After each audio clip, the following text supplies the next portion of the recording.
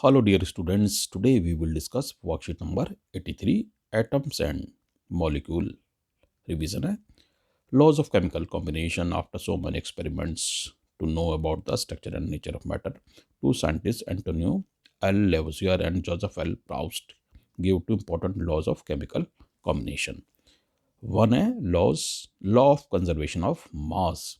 According to the law of conservation of mass can neither be created nor be destroyed in a chemical reaction.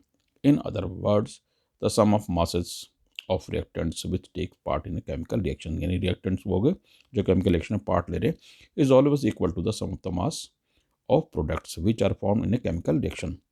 For example, the sum of the masses of barium chloride and sodium sulfate reactants, and after this reaction the sum of masses of barium sulfate and sodium chloride is always equal.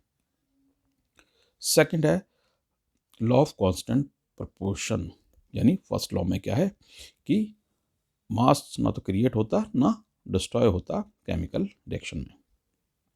Law of constant proportion. According to the law of constant proportion in a chemical substance, the elements are always present in definite proportion by mass. In another word, the ratio of masses of different constituent atoms in a molecule of a substance always remains the same. For example, if 9 grams of water is decomposed, it will always liberate 8 grams of oxygen and 1 gram of hydrogen. John Dalton was the scientist who provided an explanation for both the above laws of chemical combination in 1808.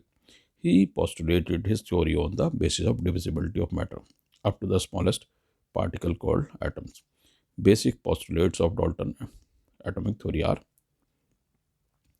every matter, element, compound or mixture is made up of very tiny particles called atoms. Atoms are indivisible particles which can neither be created nor destroyed in a chemical reaction. Atoms of a given element are identical in mass and chemical proportion.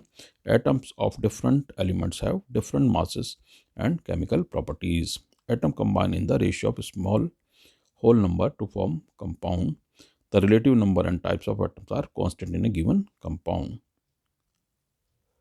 The interpretation of law of conservation of mass is hidden in the second postulate of Dalton's theory, यानी second में है atoms are indivisible particle which can neither be created nor destroyed in a chemical reaction. Second में है law of conservation mass का, और the last postulates of Dalton theory ends towards the law of constant proportion, यानी relative number and type of atoms are constant in a given compound. यानी एक compound में जो given होते हैं वो एक रेशियो में होते हैं जो एटम्स हैं.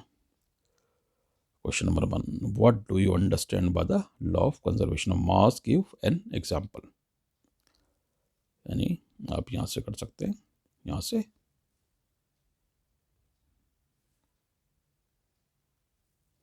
इस प्रश्न को आप यहाँ से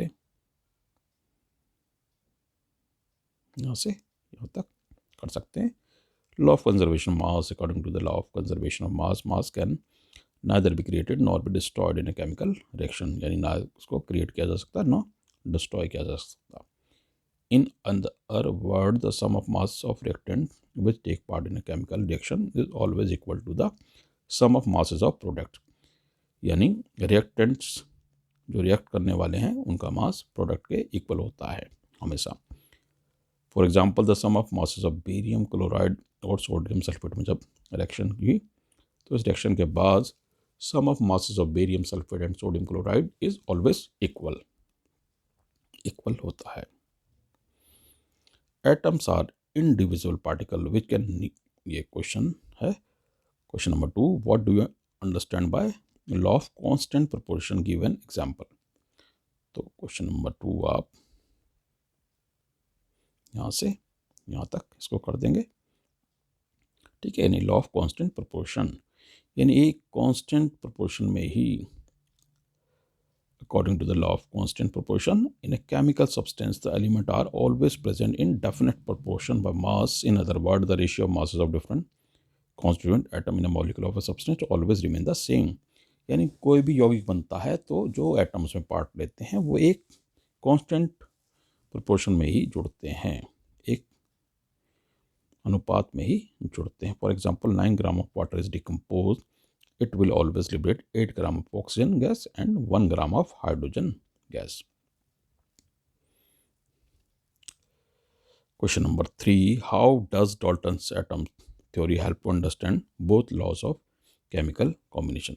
कैसे इन दोनों लॉज को समझने में डाल्टन की थ्योरी हेल्प करती है? तो अगर हम इसका पॉइंट नंबर 2 देखें, atoms are individual particles which can neither be created nor destroyed in a chemical reaction. ठीक है, तो ये हमारा ये वाली थ्योरी के लिए ओके है। Law of constant, law of conservation of मास,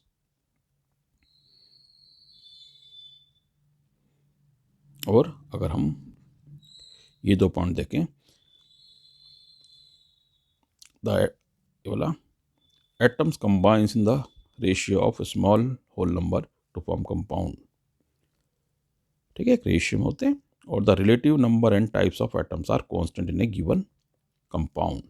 जो रिलेटिव नंबर हैं, टाइप्स ऑफ एटम हैं, वो कांस्टेंट होते हैं गिवन कंपाउंड में, उसका रेशियो कांस्टेंट होता है। ये इस लॉ ऑफ कांस्टेंट प्रोपोर्शन को डिस्क्राइब करता है, समझाता है। If 7 gram of nitrogen combines with 3 gram of hydrogen to form 10 gram of ammonia, यानी कि 3 ग्राम जो है 3 और 7 और 3 के अनुपात में जुड़े, और इन्होंने 10 ग्राम बना दी अमोनिया NH3। ठीक है, अब फिर दोबारा से अगर 7 ग्राम नाइट्रोजन कंबाइन हो रही है और 10 ग्राम हाइड्रोजन के साथ, तो प्रोडक्ट का क्या मास होगा? भाई जुड़ेगी तो ये हमेशा 3 के साथ ही। ठीक है ना, नाइट्रोजन की वैलेंसी 3 होती है, तो हाइड्रोजन के उसी अनुपात में जुड़ेगी हाइड्रोजन के साथ ही, तो ये बनाएगी 10 ग्राम ही। बाकी के 7 ग्राम जो है हाइड्रोजन वो बच जाएगा। अब हम नेक्स्ट क्वेश्चन देख लेते हैं।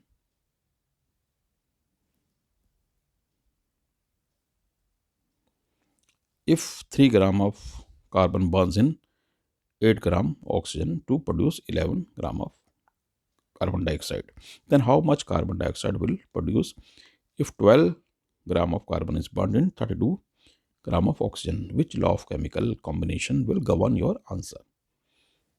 तो 3 और 8 के रेशियो में ये जुड़ रही हैं और 11 ग्राम दे दिया इन्होंने कार्बन डाइऑक्साइड।